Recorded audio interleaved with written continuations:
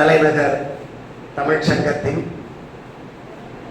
செயலாளர், செம்மொழி போராளி, பாவலர், விரைவில் பல பதவிகளை பெற இருக்கின்ற மா கணபதி அவர்களே, வரவேற்புரையாற்றிய நெல்லிக்கனி கவிஞர் அதியமான் அவர்களே, நன்றி உரையாற்றுவதற்காக வருகை தந்திருக்கும் செந்தமிழ் செல்வி ஆ சிவமதி அவர்களே, முன்னிலை வகித்துக் கொண்டிருக்கும் செந்தமிழ் தொண்டர் ஆவே செல்லப்பரெட்டியார், தலைமை நிலைய காவலர் செயலாளர் ஐயா ராசு, நிகழ்ச்சியை சிறப்பாக ஒளிப்பதிவு செய்து கொண்டிருக்கும் நெடுஞ்சாலை துறையில் பொறியாளராக பணியாற்றி பணி நிறைவு பெற்ற ஐயா கோ தட்சிணாமூர்த்தி அவர்களே, நிகழ்ச்சியை அவ்வப்போது சில பெயர்களை வெட்டி சில பெயர்களை ஒட்டி எண்ணிலிருந்து எங்கள் ஊரை பிரித்து நெறியாள்கை செய்து கொண்டிருக்கும் தமிழ் பேராசிரியர் கவிஞர் அம்மையார் த வாசுகி அவர்களே, இலக்கிய சிற்றுரையை தூது சொல்லும் சிற்றுரையாக ஒரு காலத்தில் அவருக்கு எது பயன்பட்டதோ அதை பயன்படுத்திய கவிஞர் கா தெய்வ கணபதி அவர்களே, ஏனென்றால் குமுதவள்ளி தெய்வ கணபதி திருமணம் காதல் திருமணம், ஏற்பாடு செய்த திருமணம் அல்ல. அது கணபதி திருமணம் அல்ல, வள்ளி திருமணம், குமுத வள்ளி திருமணம்.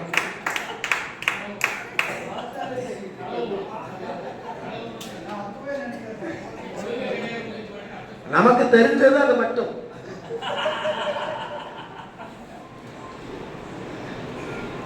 இன்றைக்கு தெரிந்து செயல் வகையை பற்றி நான் பேசுவேன், தெரியாமல் செயல் வகையை பற்றி அவர் பேசினார். அந்த வகையில் எல்லாவற்றையும் திருவள்ளுவருடைய வழியில் நாம் செய்ய தொடங்கினால் தமிழ்நாட்டிற்கு என்றும் வெற்றிதான். ஆனால் அப்படி நாம் செய்வதில்லை, தெரிந்து செய்ய வேண்டும். இயேசுநாதர் இறைவனை பார்த்து, இயேசு தன்னை இறைவன் என்று ஏற்றுக்கொள்ளவில்லை. பிதாவே,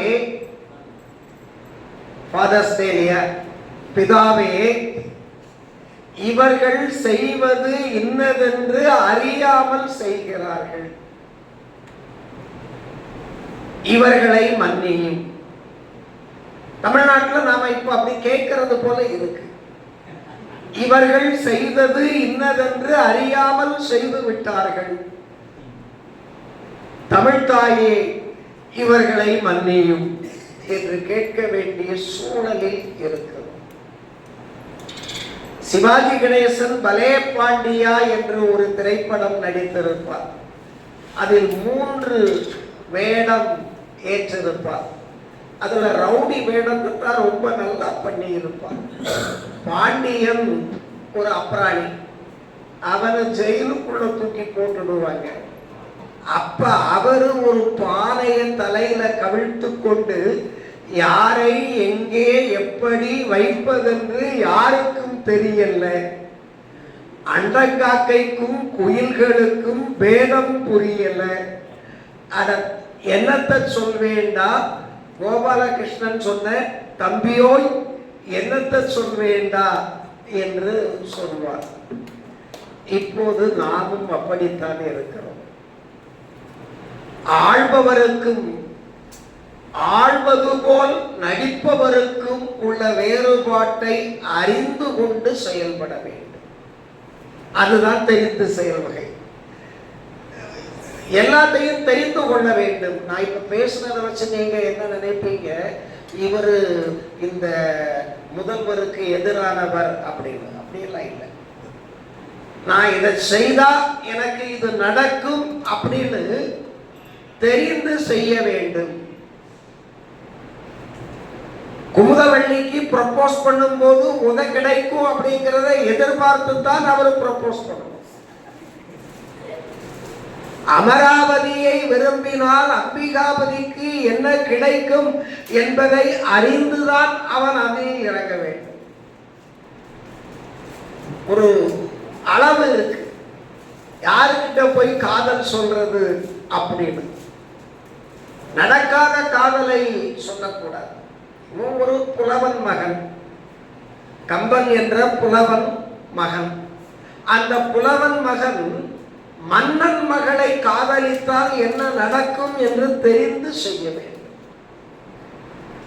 மன்னனுக்கு கோபம் வந்தால் அவனுக்கு பொழுதுபோக்கு. சிரம் அறுத்தல் வேந்தனுக்கு பொழுதுபோக்கு, நமக்கோ உயிரின் வாதை அப்படின்னு பாவேந்தர் பாடுவார். சும்மா அவன் தலையை வெட்டுன்னு சொல்லிட்டு போயிடுவார். எனவே அவனுடைய மகளை நாம் காதலிக்கலாமா? அதனாலதான் தொல்காப்பியர் 10 பொருத்தங்களை சொல்லுகிறார். பிறப்பு, பிறப்பால இவங்க எப்படிப்பட்டவங்க? குடிமை, அவங்க குடும்பம் எப்படிப்பட்ட குடும்பம்? வயது பொருத்தமா இருக்கா? ஆளுமை பொருத்தமா இருக்கா? இப்படி 10 பொருத்தங்களை தொல்காப்பியர் கூறுவார். அப்படி இருக்குதா? தெரிஞ்சுக்கணும்னா ஒவ்வொரு திங்கட்கிழமையும் 7 மணிக்கு குவிகத்தில் காண்க. நாளைக்கு பொருளதிகாரம் தொடங்குகிறது. அந்த பொருளதிகாரத்தை கேட்க வேண்டும். தொல்காப்பியர் சொன்ன 10 பொருத்தத்தை பற்றியும் பின்னால ஒரு நாள் சொல்லுவேன். அப்ப சில பொருத்தப்பாடுகளை தெரிந்து கொண்டுதான் நாம் இறங்க வேண்டும். தலைநகர் தமிழ் சங்கத்தில் திருக்குறள் தொடர் சொற்பொழிவை தொடங்க போகிறேன் அப்படின்னா குறைந்தபட்சம் 133 மாதம் நான் வருவதற்கு தயாராக இருக்க வேண்டும். தலைமை தாங்குபவர் வர வேண்டியதில்லை, முன்னிலை வகிப்பவர் வர வேண்டியதில்லை. ஹரிகோபாலகிருஷ்ணன் திருவனந்தபுரத்திற்கு போய்விட்டேன் என்று சொல்லிவிட்டு போகலாம், மும்பைக்கு போய்விட்டேன் என்று சொல்லிவிட்டு போகலாம். ஆனால் நான் வருவதற்கு தயாராக இருக்க வேண்டும். அப்படி வருவதால் எனக்கு என்ன என்ன கஷ்டங்கள் ஏற்படும், இந்த கூட்டத்தை கூட்டுவதற்கு எனக்கு என்ன என்ன கஷ்டங்கள் ஏற்படும். பார்வதி கிட்ட வேண்டுகோள் வைக்க வேண்டியது இருக்குது. பார்வதி கிட்ட வேண்டுகோள் வச்சாதான் சிவானந்தம் நான் வர்றேன் அப்படிங்கிறார். அப்படி அங்கே ஒரு வேண்டுகோள், அதியமான் கிட்ட ஒரு வேண்டுகோள் வச்சா ஜெயராமனும் இளஞ்செழியனும் பரணியும் வர்றாங்க. இப்படி அங்கங்கே வேண்டுகோள் வைத்து ஆள் பிடிக்கிறேன். அது எனக்கு கஷ்டம்தான். இதையும் எதிர்பார்த்துத்தான் நான் இங்கே திருக்குறள் தொடர் சொற்பொழிவை தொடங்க வேண்டும். இதை நான் சொல்லல, திருவள்ளுவர் சொல்றார். தெரிந்து செயல் வகையில் முதல் குறட்பா அழிவது. உனக்கு என்ன கஷ்டம் வரும்? ஒரு செயலை செய்யும் போது லாபத்தை சொல்லல, அழிவது. எனக்கு தெரிந்த ஒரு பேராசிரியர், அவர் எப்ப பேசும்போது நெகட்டிவா தான் பேசுவார். ஐயா நீங்க எப்ப பார்த்தாலும் எதிர்மறையாவே பேசுறீங்களே அப்படின்னு கேட்டா அவர் சொல்லுவாரு, நமக்கு வரக்கூடிய பாசிட்டிவ் எல்லாம் வந்துடும், நாம நெகட்டிவா தான் முதல்ல சிந்திச்சு முடிவெடுக்கணும் அப்படின்னு சொல்லுவார். எனக்கு அது உண்மையிலேயே இல்லாத தெய்வ வாக்காக தெரிந்தது. இல்லாதங்கிறது அடைமொழி தெய்வத்துக்கு. தெய்வ வாக்காக எனக்கு தெரிந்தது. எதெல்லாம் எதிர்மறையா இருக்கும் அப்படிங்கிறத நாம தெரிஞ்சுக்கணும். வெண்மதி 11ஆம் வகுப்பு படிக்கிறதுக்காக வள்ளுவர் குருகுலத்துக்கு போறாங்க. சரிதானே? என்ன குரூப்? பயோமேக்ஸ், அதாவது பயாலஜி குரூப் வித் மேக்ஸ். சரி, உட்காருங்க. பயோமேக்ஸ் அப்படின்னு ஒரு சப்ஜெக்ட் புதுசா ஆரம்பிச்சிட்டாங்களோ அப்படின்னு பார்த்தேன். அப்போ பயோமேக்ஸ்னு சொன்னா என்ன சிக்கல் வருது? அப்படி ஒரு சப்ஜெக்ட் இருக்கா? ஓ, பயோ கெமிஸ்ட்ரி இருந்தது, பயோ டெக்னாலஜி இருந்தது, இப்போ பயோமேக்ஸ்னு ஒண்ணு வந்துடுச்சுப்பா. கணித உயிரியல். அப்படி வள்ளுவர் குருகுலத்துக்கு போறதா இருந்தா மணிவாக்கத்துல இருந்து எப்படி போறது? அத முதல்ல திட்டமிட்டுக்கணும். நகரத்துக்குள்ள போறோம், கிராமத்துக்குள்ள இருந்து நகரத்துக்குள்ள போறோம். போகக்கூடிய வயசு 15 முடிந்து 16.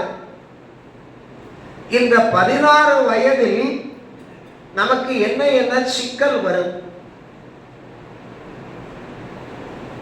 இதையெல்லாம் நாம பேச ரொம்ப தயங்குவோம். காலேஜ்ல பையனும் பொண்ணும் பேசினா சில வாத்தியார ஆகாயத்துக்கும் பூமிக்குமா குதிப்பார். என்னமோ பையனும் பொண்ணும் பேசுறது இந்த உலகத்துல இல்லாத ஒண்ணு போல என்ன செய்வாரு? குதிப்பார். பேசுறது இயல்பு தானே. பேசலன்னா கேள்வி கேட்கணும். மணிமேகலையில காப்பியத்தில் மணிமேகலை தெருவில் போனால் அவளை திரும்பி பார்க்காதவன் ஆண் இல்லை. சித்தலை சாத்தனார் சொல்றாரு. அவ்வளவு அழகி. அவ தெருவில் போனா அவளை திரும்பி பார்க்கல அப்படின்னா அவன் மேல நீ சந்தேகப்படு அப்படின்னு சொல்றாரு. அப்ப திரும்பி பார்க்கிறது இயல்பு. அதுக்கெல்லாம கோபப்படுறது? அப்ப தாம்பரத்தை தாண்டி போகும்போது என்ன என்ன சிக்கல் எனக்குள் வரும்? மற்றவங்க கிட்ட இருந்து வர்றது வேற. வெண்மதிக்குள் இருந்து என்ன என்ன சிக்கல் வரும்? அதையெல்லாம் நாம சிந்திச்சு நம்முடைய நோக்கம் என்ன, நம்முடைய குடும்ப சூழல் என்ன, நம்முடைய குடும்பத்திற்கு நாம் எப்படி உறுதுணையாக இருப்பது, இதையெல்லாம் நாம சிந்தித்து செயல்பட வேண்டும். அப்ப முதல்ல எது நெகட்டிவ், அழிவது, என்ன என்ன கேடு வரும்? தட்சிணாமூர்த்தி சார் இனி எந்த மாசமும் நான் வரமாட்டேன்னு சொல்ல முடியாது. ஞானபாலன் 1 மாதம் வரலாம், அப்புறமா வராம இருக்கலாம். இவர் நிலைய கலைஞர் ஆகிவிட்டார், மாட்டிக்கிட்டார், தலையை கொடுத்துட்டாரு. உலக்கைக்கு பயப்பட முடியுமா? உடலுக்குள்ள தலையை கொடுத்துக்கிட்டு உலக்கப்படத்தாச்சு. சரி, பரவாயில்லை, விதியே அப்படின்ட்டு நாம வந்துதான் தீரணும். அதை போல் +1 படிக்க போனால் 12ஆம் வகுப்பு வரை சிறப்பாக படித்து முடிப்பது நம்முடைய நோக்கம். அதுல இடையில என்ன என்ன கஷ்டம் வந்தாலும் அவற்றையெல்லாம் பூ என்று ஊதி தள்ள வேண்டும். அழிவது, ஆவது. எது ஆவது? 12ஆம் வகுப்பு சர்டிபிகேட் ஸ்கூல் ஃபர்ஸ்ட் அப்படின்னு வருதுன்னு வச்சுக்கோங்க, அது ஆவது. என்ன என்ன கஷ்டங்கள் இருக்கோ அந்த கஷ்டங்களை எல்லாம் நீக்கி எது ஆவதோ அதை நோக்கி ஆகி வழி பயக்கும். வழி பயக்கும், போகிற வழியில வரக்கூடிய கஷ்டங்கள் வழி பயக்கும். படித்து முடித்தால் வரக்கூடிய ஊதியமும் ஊதியமும் சூழ்ந்து செயல். ஒரு செயலை எப்படி செய்யணும்னு சொல்லுவாங்க? அழிவது, ஆவது, இப்படி இந்த செயலை செய்தால் என்ன நன்மை கிடைக்கும் அல்லது அதுல தீமை தான் கிடைக்குமா என்பதையெல்லாம் ஆராய்ந்து நிறைய பேரு உலகத்துல இப்போ அல்லாடுறதுக்கு காரணமே என்னன்னா, கல்யாணம் பண்ணா சந்தோஷமா இருக்கலாம் அப்படின்னு நினைச்சுக்கிட்டு கல்யாணம் பண்ணிடுறான்.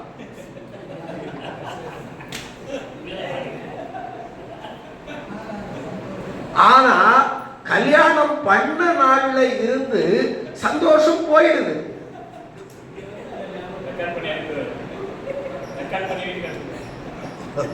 உங்க வீட்டுக்கு ஏன்னா இப்படி பேச சொன்னதே நீங்க தானே.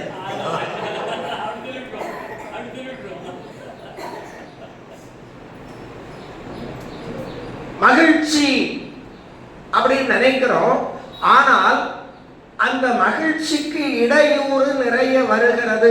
அப்ப கல்யாணம் பண்ணும் போதே என்ன வகையான இடையூறுகள் வரும் என்பதையும் சிந்தித்துக் கொள்ள வேண்டும். இதுவரைக்கு முடிவெடுப்பது நான், கல்யாணத்துக்கு பிறகு முடிவெடுப்பது இருவர். 2 பேர் சேர்ந்து முடிவெடுக்க வேண்டிய கட்டாயம் இருக்கிறது. அப்ப அவங்க கருத்தை கேட்க வேண்டும். அவங்க டாமினேட்டிங் மென்டாலிட்டி உள்ளவங்களா இருந்தாலும் இருப்பாங்க, வாக்கோ பாண்டியனை போல. ஐயா நான் சொல்றத கேளுங்க ஐயா அப்படின்றது அழுத்தமா சொல்லக்கூடிய மனநிலை. பெரும்பாலான பெண்கள் உங்களுக்கு ஒரு இளவும் தெரியாது அப்படின்னு ஒரே வார்த்தையா தூக்கி போட்டுருவாங்க. உங்களுக்கு ஒரு இளவும் தெரியாது. எங்க ஊர்ல அப்படி சொல்லுவாங்க, இங்க உங்களுக்கு ஒரு மண்ணும் தெரியாது. நான் உடனே சொல்லுவேன், அதனாலதான் ஒன்னா கல்யாணம் பண்ணிக்கிட்டேன். அதுக்கு உடனே சொல்லுவாங்க, நான் மட்டும் கிடைக்கலன்னா உங்களுக்கு எவா கிடைப்பா? கன்னியாகுமரியில விவேகானந்தர் பாறைக்கு பக்கத்துல, அப்ப திருவள்ளுவர் சொல்ல வரல, பக்கத்துல ஒரு பாறை இருக்கு. அதுல நீங்களும் போய் தவம் பண்ணிக்கிட்டு இருப்பீங்க. ஏதோ பாவம் போனா போட்டும் அப்படின்னு கல்யாணம் பண்ணி பாதுகாப்பா வெயிட்டா நான் இருக்கிறேன், இல்லைன்னா நீங்க பறப்பீங்க.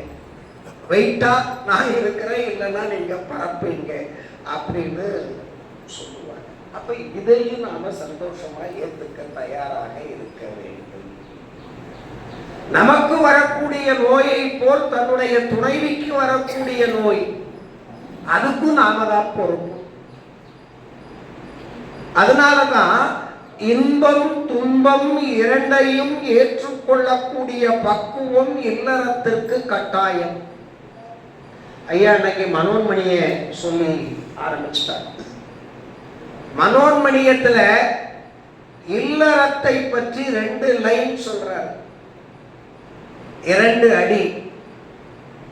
தான் தனக்கு என வாழும் தனி மிருகத்தின், தான் தனக்கு என வாழும் தனி மிருகத்தின் மன கோன் நிமிர்த்து, கோன்னா வடை, மன கோன் நிமிர்த்து மற்றையர் இன்பமும் தனதா அன்பு பாராட்டும் இல்லறம்.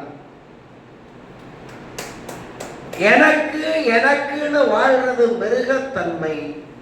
மற்றவர்களுடைய இன்பத்தையும் தன்னுடைய இன்பமாக நினைக்க செய்வது இல்லறம். நீங்க பாத்தீங்கன்னா கிறிஸ்தவம் அன்பை போதிக்கிறது. எந்த ஃபாதராவது அன்பா இருக்காரா? எந்த மதராவது அன்பா இருக்கிறாங்களா? அவங்க சிரிச்சு பார்த்திருக்கீங்களா? நான் பார்த்ததில்லை.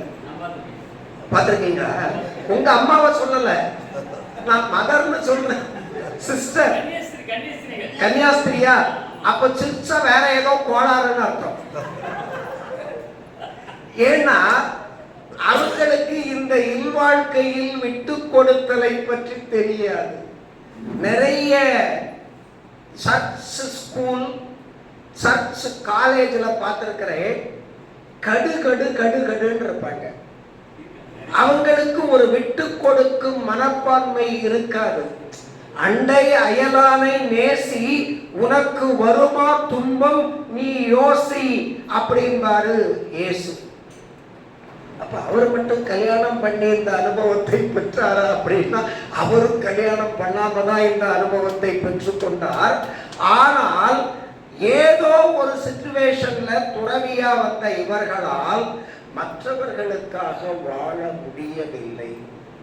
இன்றையிலிருந்து நாம ஒரு முடிவெடுத்துக் கொள்வோம். ஒரு செயலை செய்ய தொடங்கும் போது இந்த செயலை நம்மால் தொடர்ந்து செய்ய முடியுமா? இந்த செயலை செய்வதால் நமக்கு தீமை வருமா, நன்மை வருமா அப்படின்னு சிந்திச்சு முடிவெடுக்கணும். இப்ப நான் புரோகிதம் பண்ண போறேன் அப்படின்னு ஒரு முடிவெடுக்கிறேன்னு வச்சுக்கோங்க. பெயர் சூட்டு விழா நடத்த போறேன் அப்படின்னு ஒரு முடிவெடுக்கிறோன்னு வச்சுக்கோங்க. அந்த பெயர் சூட்டு விழாவிலும் தமிழ் பெயர் சூட்டுபவர்களுக்கு அந்த பெயர் சூட்டு விழா செலவுகளை நாங்களே ஏற்றுக்கொள்ளுகிறோம் அப்படின்னு சிவானந்தம் ஒரு அறிக்கை கொடுத்திருக்காங்க. தமிழ் பெயர் சூட்டப்பட்ட குழந்தைகளுக்கு பெயர் சூட்டு விழா இலவசம் அப்படின்னு கொடுத்திருக்காங்க. இப்ப தமிழ் பெயர் எது?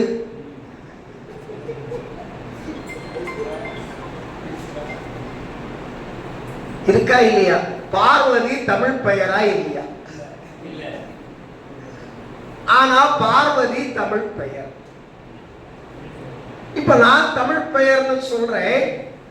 பார்வதிக்கு சொந்தக்கார நீங்களே தமிழ் பெயர் இல்லை அப்படிங்கிறீங்க. எங்க அப்பீலுக்கு போறது? எங்க முறையிடுறது? அவங்க அப்பாவும் இல்லை, உங்க அப்பாவும் இல்லை, எல்லாரையும் அடிச்சு விரட்டிட்டீங்க மேல் உலகத்துக்கு. அப்போ தமிழ் பெயர் சூட்டினால் அப்படின்னா வரையறைப்படுத்த முடியாது. இந்த சிக்கல் சிவானந்தத்துக்கு வந்த சிக்கல் அல்ல, கலைஞருக்கு வந்த சிக்கல். திரைப்படங்களுக்கு தமிழ் பெயர் வைத்தால் வரி விலக்கு அப்படின்னு போட்டார். அவையெல்லாம் சமஸ்கிருத பேரை போட்டுக்கிட்டு வரி விலக்கு வாங்கிக்கிட்டான். இதுவும் தமிழ்ல தான் இருக்கு. ஷா இருக்கா, ஹா இருக்கா? இல்ல. அப்ப தமிழ் தானே. இந்த பார்வதியில் இருக்கக்கூடிய பாவன்னா வேற லாங்குவேஜா, இரு வேற லாங்குவேஜா, வா வேற லாங்குவேஜா, இல்ல தீ வேற லாங்குவேஜா? அப்ப எப்படி தமிழ் பெயர் இல்லைன்னு சொல்லுவீங்க அப்படின்னாங்க. அப்புறமா அந்த திட்டத்தை அப்படியே கொஞ்சம் கொஞ்சமா நசுக்கி இல்லைன்னா ஆக்கிட்டாங்க. எனவே ஒரு திட்டத்தை தொடங்கும் போது தமிழ் பெயர் சூட்டினால் இலவசம், அத அப்படி போடாம பெயர் சூட்டு விழா இலவசம். பார்த்திபன் ஒரு மீன் கடைக்கு போயிருப்பான். அங்க மீன் வியாபாரியா வடிவேலு இருப்பாரு. இங்கு நல்ல மீன்கள் கிடைக்கும் அப்படின்னு போர்டு போட்டிருப்பாரு. இங்க தானே கிடைக்கும், வேற எங்கேயுமா கிடைக்கும்? அப்ப ஏன் இங்கு அப்படின்னு போட்டிருக்கிற? அழி இங்கு எடுத்தாச்சு. நல்ல மீன்கள் கிடைக்கும். அப்ப அவெல்லாம் கெட்ட மீன் வச்சிருக்காரா? நீ மட்டும்தான் நல்ல மீன் வச்சிருக்கியா? நல்ல மீன்கள் கிடைக்கும். நீ மான் விற்கிறியா? மீன் தானே விற்கிற. அப்புறமா எதுக்கு மீன்கள் கிடைக்கும்னு போட்டிருக்கிற? மீன்களை அழி. என்ன கிடைக்கும்? என்னடா எழுதிருக்கிற? என்ன கிடைக்கும்? அழி. எனவே பெயர் சூட்டு விழா இலவசமாக நடத்தி தரப்படும் போட்டுட்டா யார் வந்தாலும், ஏன்னா நீங்க பின்னால பின்குறிப்பு ஒண்ணு கொடுத்திருக்கீங்க. விளம்பரத்தை அதிகமா கொடுக்கிறேன், கவனிக்கணும் போகும்போது. இதை வாசிச்சுட்டு அப்படியே விட்டுடல, பெரிய விளக்கமே கொடுக்கிறேன். பின்குறிப்பு: பூஜை பொருட்களை நீங்கள் தான் கொண்டு வர வேண்டும். பயண செலவு 200 ரூபாய் ஆகும். இது யாருடைய பயண செலவு? நடத்துற சிவானந்தத்துடைய பயண செலவா? அப்ப இலவசமா எதை நடத்துறீங்க? பெயர் சுட்டு விடாத. பயண செலவு 2000 ரூபாய் வாங்கிக்கிட்டு, இப்ப 200, எதிர்காலத்துல 2000 ரூபாய் வாங்கிக்கிட்டு, பெட்ரோல் விலையை பொறுத்து அது மோடி கையில் இருக்குது. இது விளையாட்டுக்கு சொன்னேன். எந்த தொழிலை தொடங்குவதாக இருந்தாலும் அந்த தொழிலில் என்னால் முழுமையாக ஈடுபட முடியுமா? அப்படி இல்லைன்னா ஈடுபடக்கூடாது. இப்ப நான் சொல்றது வெண்மதியினுடைய தாயாருக்கு. ஒரு செயலை தொடங்கும் போது அந்த செயலில் என்னால் முழுமையாக ஈடுபட முடியுமா? அவங்களுக்கு BA படிக்கணும்னு விருப்பம் இருக்கு. 3 வருஷம் என்னால தொடர்ச்சியா படிக்க முடியுமா? ஆண்டுக்கு 10,000 ரூபாய் செலவு செய்து 2ஆம் ஆண்டிற்கு 2000 3000 ரூபாய் கட்டணம் கட்டி, தேர்வு கட்டணம் கட்டி, ஏறத்தாழ ஆண்டுக்கு 10,000 ரூபாய் செலவு செய்ய முடியுமா? இது போக BA படித்தால் முதல் பாடம் தமிழ், 2ஆம் பாடம் ஆங்கிலம், 3ஆம் பாடம் தமிழ், 2ஆம் பாடம் ஆங்கிலம் நாம் தேர்ச்சி பெற முடியுமா? தேர்ச்சி பெற முடியலன்னா 3 வருஷம் படிச்ச பிறகும் நமக்கு பட்டம் கிடைத்திருக்காது. அது பரவாயில்லையா? முகில்சன் ஐயா வர்றாரு, அவர் இங்கிலீஷ் வாத்தியாரு, நான் அவர்கிட்ட கத்துக்குவையா இங்கிலீஷ் அப்படின்னு சொன்னா அவர் சரின்னு தான் சொல்லுவாரு. அவர் மாட்டேன்னு சொல்ல மாட்டாரு. ஐயா நீங்க ஞாயிற்றுக்கிழமை வர்றீங்க இல்லையா, 1 மணி நேரம் எனக்கு சொல்லி கொடுத்துருங்க ஐயா இலவசமா அப்படின்னு சொன்னா முகில்சன் என்ன மாட்டேன்னா சொல்ல போறாரு? மாட்டேன்னா சொல்லுவாரு. ஃப்ரீயா தான் சொல்லி கொடுப்பாரு. ஆமா, அப்படி ஏற்பாடு பண்ணிக்கணும். அதுக்கு பிறகுதான் BA படிக்கலாமா வேண்டாமா என்று முடிவெடுக்க வேண்டும்.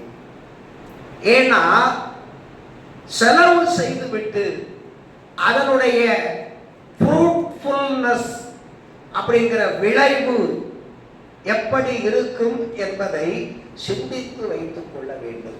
இந்த பாடம், இந்த பாடத்துக்கு நாம ஸ்பெஷல் கிளாஸ் போகணும். அதுக்கு வெட்கப்பட்டா முடியாது. தமிழ் தான் பேசுறேன், தமிழ் எப்படி படிக்கிறது ஈஸி தானே அப்படின்னு நினைக்கப்படாது. நாம தமிழ் பேசுறது வேற, தமிழ் இலக்கியம் படிப்பது வேறு. மாநில கல்லூரி வரலாற்றில், ஐயாவுக்கு பாவம் பசி மயக்கம் வந்துருச்சு, மாநில கல்லூரி வரலாற்றில் தமிழ் துறை சுற்றுலா போனது என்றால் அங்கே நான் பணியாற்றிய போது மட்டும்தான். பசங்களை டூர் கூட்டிட்டு போவேன். கன்னியாகுமரிக்கு கூட்டிட்டு போனேன், பூம்புகாருக்கு கூட்டு போனேன், திருச்சிக்கு கூட்டு போனேன், டெல்லிக்கும் கூட்டு போனேன். அடுத்து பிளைட்ல கூட்டிட்டு போகணும்னு திட்டம் போட்டுக்கிட்டு இருக்கும் போது இவனுக்கு ரிட்டையர்மெண்ட் கொடுத்துருடா அப்படின்னு ரிட்டையர்மெண்ட் கொடுத்துட்டாங்க. ஏன்னா தமிழ் படிக்கக்கூடிய மாணவர்கள் பிளைட்லையும் போய் பார்க்கணும் அப்படிங்கிற எண்ணத்துல திட்டம் போட்டேன். செம்மொழிக்கு அனுப்பிடு, இங்க இவனை வச்சுக்கிட்டு இருக்காத அப்படின்னாங்க. அப்படி டூர் போறது சந்தோஷம்தான். போயிட்டு வந்த உடனே நீ சென்று வந்த சுற்றுலா பற்றி ஒரு கட்டுரை வரைக. உண்மையிலே அதையும் செய்வேன். பையன், ஐயா இதுக்கு நீங்க எங்களை டூர் கூட்டு போகாம இருந்திருக்கலாம் ஐயா அப்படிமா. ரொம்ப சிக்கனமா வர கூட்டிட்டு போவேன். கன்செஷனுக்காக ரயில்வே ஸ்டேஷனுக்கு அலையோ அலைன்னு அலைஞ்சி, தங்குறதுக்கு விவேகானந்தா கேந்திரத்துல அலையோ அலைன்னு அலைஞ்சி, கொஞ்சம் வாத்தியார்களை சாப்பாட்டுக்கு ஏற்பாடு பண்ணுங்கன்னு சொல்லி ரொம்ப சிக்கனமா வேற கூட்டிட்டு போறேன். இந்த கட்டுரை எழுதுறதுக்கு இல்லையா, அது மிக கடுமையானது. ஆமா, 2 பக்கம். எனவே ஒரு செயலை செய்யும் போது, சும்மா விளையாட்டுக்கு தான் உங்க பெயர்களை உபயோகப்படுத்திக்கிட்டோமா, ஆனா ஒரு செயலில் இறங்கும் போது அந்த செயலால் நமக்கு நன்மையா தீமையா என்பதை சிந்தித்து எப்ப அது பயனை தரும். படித்த படிப்பு அறிவுக்கு மட்டும் இல்லை, எப்ப பயனை தரும். 3 ஆண்டு BA படிச்சு, அதுக்கு பிறகு 2 வருஷம் B.Ed படிச்சு 5 வருஷத்துக்கு பிறகுதான் நமக்கு பலன் கிடைக்கலாம், கிடைக்காமலும் இருக்கலாம். படிச்சுட்டா வேலை கிடைச்சிடும் அப்படின்னு நினைக்க முடியாது.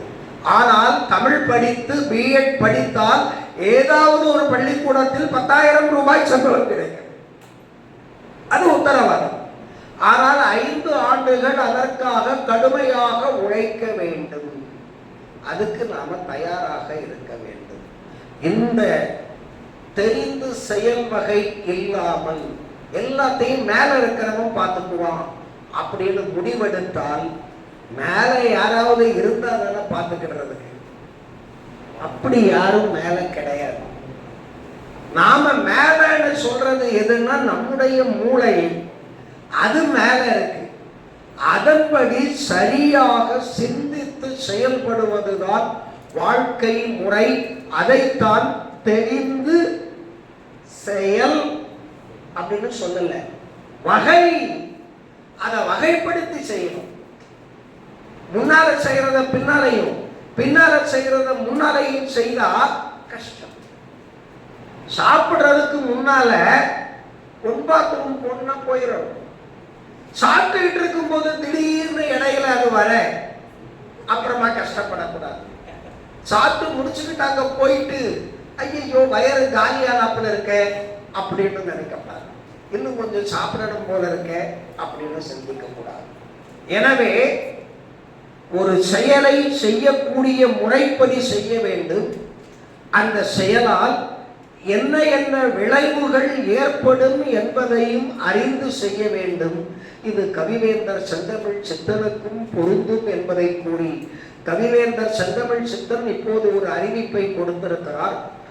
பெயர் சூட்டு விழா இலவசம். தமிழில் பெயர் சூட்டப்பட்ட குழந்தைகளுக்கு பெயர் சூட்டு விழா இலவசம் என்ற அறிவிப்பை வழங்கி இருக்கிறார். இப்போ உடனே சிவமதியுடைய அம்மா, என் பொண்ணு பேரு சிவமதி, தமிழ் பேரு தான், இப்ப பெயர் சூட்டு விழா நடத்துவீங்களா? ஒருத்தன் பெரிய மனுஷனான பிறகு அப்ப காது குத்தம் மறந்துட்டாங்க, இப்ப காது குத்தணும் அப்படின்னு வந்து உட்கார்ந்து இருந்தது போல எனக்கு காது குத்தல. உண்மையிலே சின்ன வயசுல எங்க ஊர்ல ஆண்களுக்கு காது குத்துற வழக்கம் கிடையாது. உங்களுக்கு காது குத்திருக்கா? குத்தல, காது குத்த மாட்டாங்க. நான் காது குத்தலைங்கிறத நம்புங்க, அதுக்கு தான் அவரு, ஏன்னா அவரே எங்க ஊர். ஆண்களுக்கு காது குத்த மாட்டார்கள். காது குத்துறது எதுக்குன்னா, எதுக்குமா? கம்மல் போடுறதுக்கு. அது வேற எதுவுமே கிடையாது, வெறும் கம்மல் போடுறதுக்கு. உங்க பையனுக்கு காது குத்துனீங்களா? குத்தல. அவங்க பையன் காலேஜ்ல படிக்கிறான், காது பண்ண, அவருக்கு காது குத்தலையா? அவரு மிகப்பெரிய சைவ ஞானி, அவர் வீட்லயும் காது குத்தலையா? ஆனா இப்ப என்ன நினைக்கிறாங்க, காது குத்துறது, மூக்கு குத்துறது, இதெல்லாம் ஒரு குழந்தை ஓட்டை இல்லாம இருந்தா, ஏற்கனவே 9 ஓட்டை இருக்கு, இந்த ஓட்டை பாத்திரத்திற்கு மேலும் 2 ஓட்டை போட்டால்தான் எவன் வரமாட்டான், இல்லைன்னா அவன் சாப்பிட்டு போயிடுவான் அப்படிங்கிற நம்பிக்கையில தான் நிறைய பேர் காது குத்துறாங்க. ஆனால் எங்கள் ஊரில் அப்படி இல்லை. அதனால எது நன்மை எது மூடத்தனம் என்பதை தெரிந்து செயல்பட வேண்டும். அப்படி தெரிந்து செயல்பட்டிருந்தால் இதனால் இவன் முடிக்கும் என்று அடுத்த வார்த்தை தான் முக்கியம். ஆய்ந்து. நான் ஒன்னும் படிக்கலைங்க, நான் என்ன ஆய்வு செய்யறது அப்படின்னு நினைக்க கூடாது. இந்த ஆய்வுக்கு இந்த அம்மா PhD பண்றது போலயா ஆய்வு செய்யணும்? வருவதை நல்லதா கெட்டதா அப்படின்னு சிந்திச்சு முடிவெடுத்துக்கணும். தாய்லாந்துக்கு புறப்படுறதுக்கு முன்னாலே என்னென்னு திட்டமிட்டுக்கணும். தாய்லாந்துல வந்து நின்ற பிறகு ஐயா ரொம்ப கஷ்டமா இருக்கு ஐயா அப்படின்னு டாக்டர் செந்தில்குமார் என்கிட்ட கேட்டு பிரயோஜனம் இல்லை. இங்கேயே திட்டமிட்டுக்கணும். விமான நிலையத்திற்கு வருவதற்கு முன்பே திட்டமிட்டுக் கொள்ள வேண்டும். ஐயா நான் என்ன செய்ய வேண்டும் ஐயா என்று கேட்டுக்கொள்ள வேண்டும். சபரிமலைக்கு போகும்போது ஒரு வழக்கம் இருக்கு. ஒரு குருசாமி கூட போவார். அவரு எங்கெல்லாம் இருமுடியை கீழே இறக்கி வைத்துவிட்டு மீண்டும் தலையில் வைப்பாரோ, இறக்கும் போது ஒரு தட்சணை, ஏற்றும் போது மீண்டும் ஒரு தட்சணை. அதை போல தாய்லாந்துக்கு கூட்டிட்டு போகக்கூடிய குருவுக்கு நிற்கும் போது ஒரு தட்சணை, உட்காரும் போது ஒரு தட்சணை என்று கொடுப்பதற்கு தயாராக இருக்க வேண்டும் என்பதை தெரிவித்துக் கொள்ளுகிறேன். குருவுக்கு நான் குருதான். ஆக செயல் செய்வது விளையாட்டா சொன்னாலும் இதுதான் நம்முடைய வாழ்வியல். நம்முடைய வாழ்க்கையை நாம் தான் திட்டமிட்டு வாழ வேண்டும். எந்த செயலை எப்படி செய்வது என்று நாம் திட்டமிட்டு இறங்க வேண்டும். அப்படி இறங்கினால் மட்டும்தான் வெற்றி. ஒரே ஒரு திருக்குறள் ஐயா, ரெண்டு வரி தான் சொல்றேன் அப்படின்னு சொன்னார். அதனால அதுக்கு போட்டியா 4வது லைன், செய்தக்க செய்ய தகுதியானது, செய்தக்க அல்ல அப்ப செய்யத்தகாதது, செய்ய கெடும்.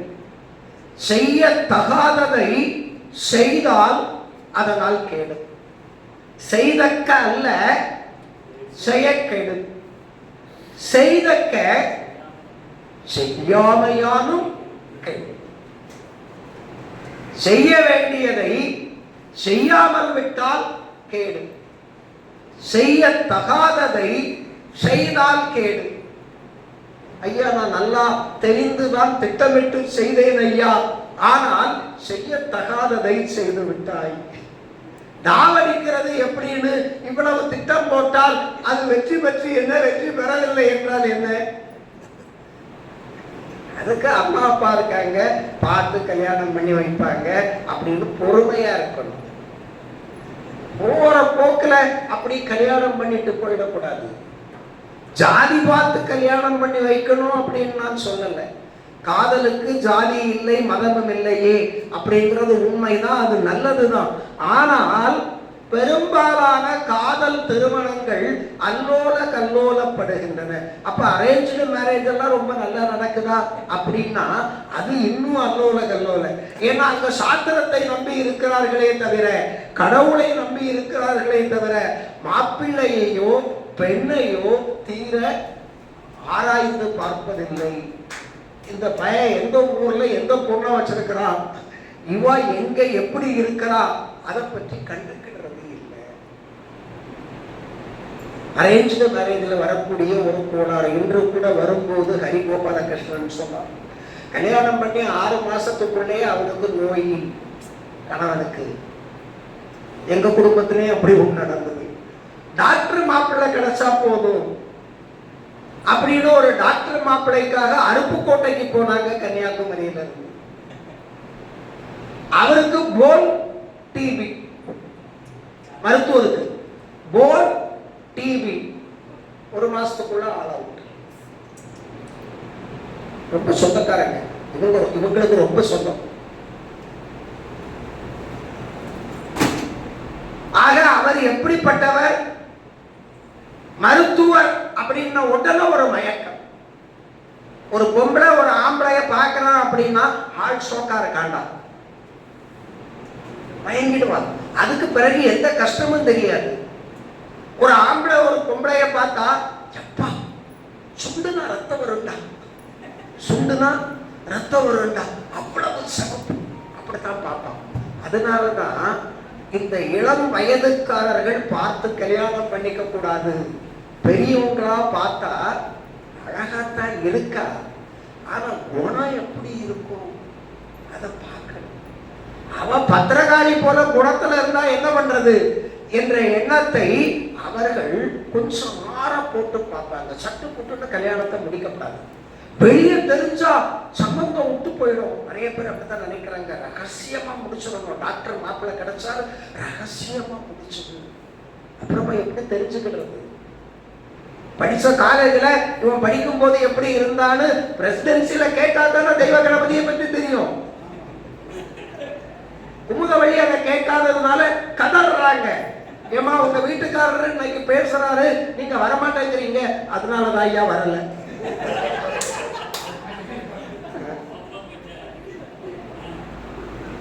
ஏன்னா தெரிந்து செயல் வகையை நான் பின்பற்றவில்லை ஐயா. எனவே தெரிந்து செயல் வகை என்பது இறை நம்பிக்கைக்கு அப்பாற்பட்டது. இறை நம்பிக்கை நமக்கு இருக்கக்கூடிய பாசிட்டிவ். கடவுள் கொடுப்பது நமக்கு இருக்கக்கூடிய பாசிட்டிவ்.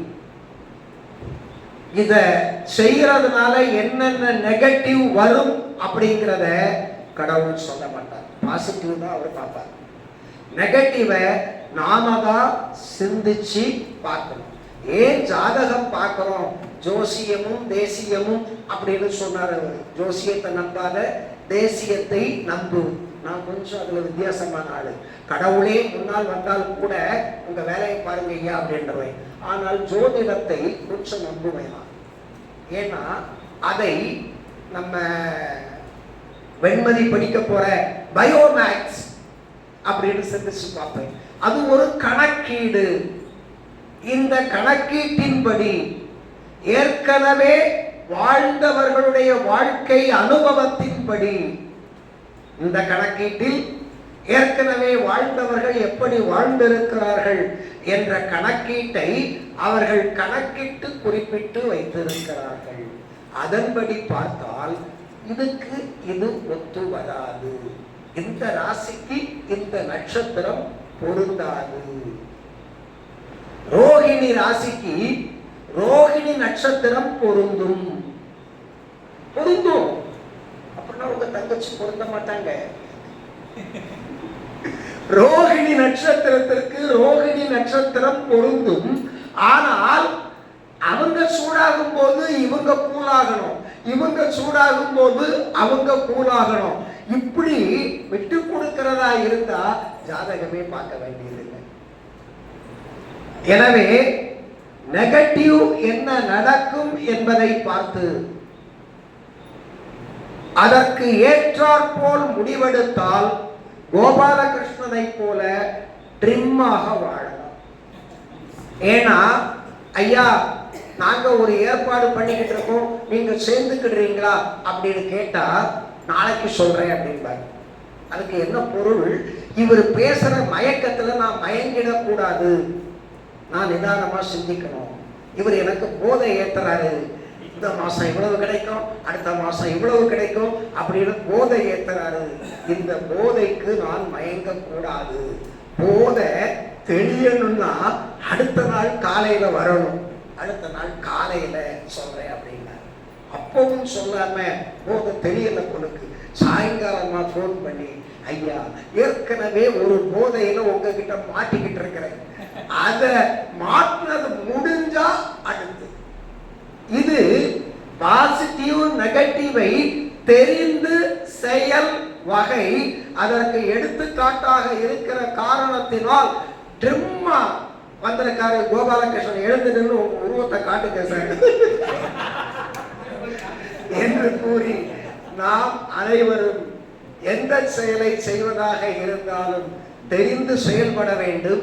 நீங்கள் எல்லோரும் இன்று தெரிந்திருப்பீர்கள், தலைநகர் தமிழ் சங்கத்திற்கு திருக்குறள் தொடர் சொற்பொழிவிற்கு நாம் ஒவ்வொரு மாதமும் தவறாமல் வந்தால் சிந்தனைக்கு விருந்தாக அமையும். எனவே ஒவ்வொரு மாதமும் தவறாமல் திருக்குறள் தொடர் சொற்பொழிவுக்கு வந்து தெரிந்து செயல்படுங்கள். நன்றி, வணக்கம்.